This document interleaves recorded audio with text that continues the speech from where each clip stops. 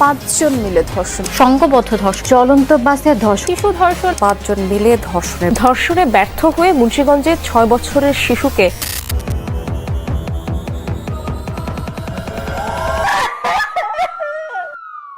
আমার মেয়েরে ধরে নিয়ে যেতেছে। আমি বলছি বাবা আমার হাফেজ মেয়ে, পর্দা করে জীবন ভিক্ষা দাও, বাইরে কিভাবে বলো ভাই।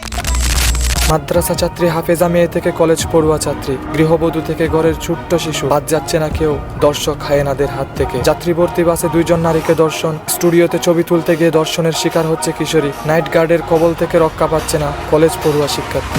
8 বছরের শিশু আসিয়ার ধর্ষণের খবর এখন সারা বাংলাদেশে ছড়িয়ে পড়ছে। অপরাধীরা গ্রেপ্তার হয়েছে, ভিকটিম হাসপাতালে মৃত্যু শয্যা আছে, বোনের সাক্ষী আছে।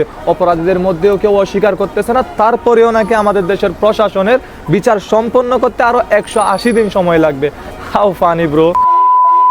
এই হোয়াটসঅ্যাপ ভাইজান, দিস ইজ ফয়সাল। আমরা ওয়ার্ল্ডে এমন একটা দেশের মধ্যে বসবাস করতেছি যে দেশের দিন শুরু হয় একটা ইস্যুর মাধ্যমে এবং দিন শেষ হয় আরেকটা ইস্যু দিয়া। আর এই ইস্যুর বেড়াজালের মধ্যে হয়তো আমরা 2 দিন পর আছে একে সবাই ভুলেই যাব।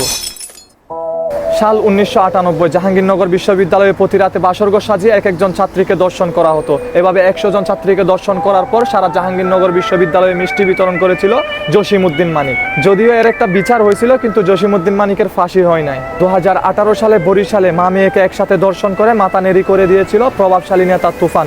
যদিও তার একটা বিচার হয়েছিল, কিন্তু তার ফাঁসি হয় নাই। সুরক্ষিত এলাকা কুমিল্লা ক্যান্টনমেন্টের ভিতরে তনুকে ধর্ষণ করার পরে হত্যা করা হয়েছিল।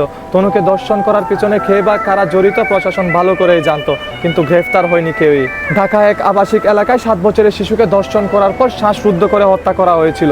ধর্ষক আটক, কিন্তু তার ফাঁসি হয় নাই। 2018 সালে নোয়াখালীতে দিনের বেলায় মেয়ের সামনে মাকে ধর্ষণ করা হয়েছিল। গোটা দেশ এর সাক্ষী। দর্শক রুহুল আমিনের বিরুদ্ধে ফাঁসির দাবি উঠলেও তার ফাঁসি হয় নাই। আর ঠিক এমনই একটা ধর্ষণের দুর্ঘটনা ঘটেছে মাগুরায়। আপনারা হয়তো জানেন, গত 8ই মার্চ ধর্ষণের শিকার হয় 8 বছরের শিশু আসিয়া। অপরাধীরা গ্রেপ্তার হয়েছে, ভিকটিম হাসপাতালে মৃত্যু শয্যা আছে, বোনের সাক্ষী আছে। অপরাধীদের মধ্যেও কেউ অস্বীকার করতেছে না, তারপরেও নাকি আমাদের দেশের প্রশাসনের বিচার সম্পন্ন করতে আরো 180 দিন সময় লাগবে। How funny bro. সোনার বাংলাদেশের প্রশাসনের অবস্থা এমন যে এখানে দর্শক ধর্ষণ করার পরেও মুক্ত বাতাসে হাইটা বেড়াইতেছে, আদর্শিতা সব জায়গাতেই কলঙ্কিত হইতেছে।